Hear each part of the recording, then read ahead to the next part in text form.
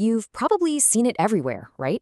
We are in the middle of a full-blown psychedelic renaissance. It's on magazine covers, it's in documentaries, and it's being hailed as maybe the biggest breakthrough for mental health in decades. But a really groundbreaking study is forcing us to ask a very uncomfortable question. Who is this revolution actually for? Okay, so for years, the whole story around psychedelics has just been getting bigger and more exciting. The promise is huge, that they're about to change everything we thought we knew about treating some of the toughest mental health conditions out there.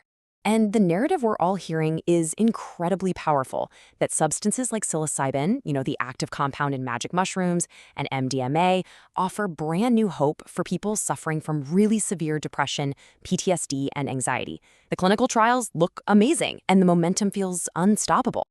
And that brings us right to the critical question, is this new wave of medicine really a rising tide that's going to lift all boats? Or are some people getting left behind?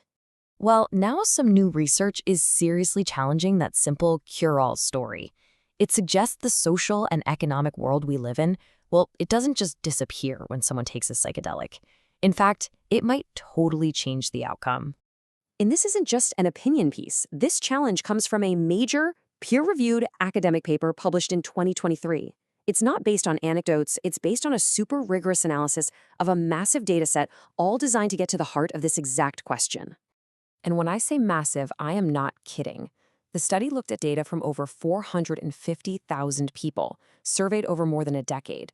That kind of scale gives its findings an incredible amount of weight. It's not a small trial, it's a real look at the population. So this was the core question they were asking. It's actually pretty simple, but it's also really profound. We know psychedelics can help, but does that whole equation change when you factor in a person's race, their income, or their level of education? And the answers the study found were, to put it lightly, pretty shocking. They reveal this huge divide that cuts right through the heart of the psychedelic renaissance, and they suggest the benefits are not being distributed equally at all. Okay, here's the headline finding. For white users, taking psychedelics was linked to lower psychological distress, and that held true regardless of their socioeconomic status. But for Black and Hispanic users, that positive link completely vanished once the researchers controlled for things like income and education. And just look at how this plays out visually. It's so clear. You can see that definite drop for white users, a reduction in distress. But for Black and Hispanic users, the data shows no statistically significant change. The mental health benefit that we hear so much about, it just wasn't there. But wait, it doesn't stop there.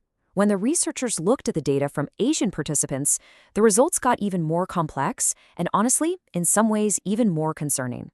In a really surprising twist, for Asian participants with a higher socioeconomic status, some psychedelic use was actually associated with more psychological distress, not less, more. The paper theorizes that this could be a sign of self-medication, where people with the resources to get these drugs are using them to cope with distress, maybe because of cultural stigma around seeking traditional mental health services. So, what is going on here? Why would these substances seem to work so differently for different groups of people? Well, the study doesn't just present the data, it also proposes a really powerful theory to explain it. It's a theory called Minorities Diminished Psychedelic Returns, or MDPR for short. It basically argues that the constant stress of systemic racism and inequality creates a hostile environment that just undermines the potential benefits of psychedelics. It affects a person's entire experience with the drug. So here's how it works. First, ongoing inequality messes with a person's mindset and environment, what's often called set and setting in psychedelic culture, before they even take the substance. Second, it limits access to things like therapy or community support that help integrate the experience afterward. And third, it means that after the experience, minority users are more likely to go right back to a world filled with the same trauma and systemic stressors that were causing their distress in the first place, which basically erodes any gains they might have made. The implications of this are just huge. It forces us to stop thinking about psychedelics as just a matter of brain chemistry and to start seeing them as tools that are operating inside a complex, and let's face it, a deeply unequal social world. So let's just summarize the key takeaways here. First, psychedelics are not a magic bullet that works outside of society. Their effectiveness is deeply tied to a person's social and economic reality. And this means the benefits we're seeing in all these trials may not be distributed equally out in the real world. And that leads to a pretty sobering conclusion.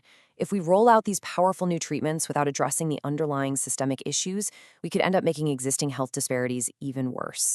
And the author of the study, Vina, puts it bluntly with this powerful quote.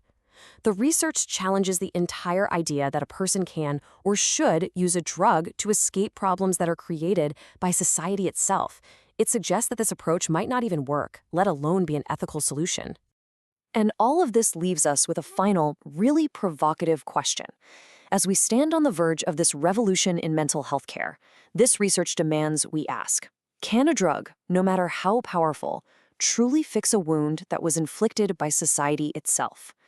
That's the billion-dollar question, right at the heart of the psychedelic renaissance.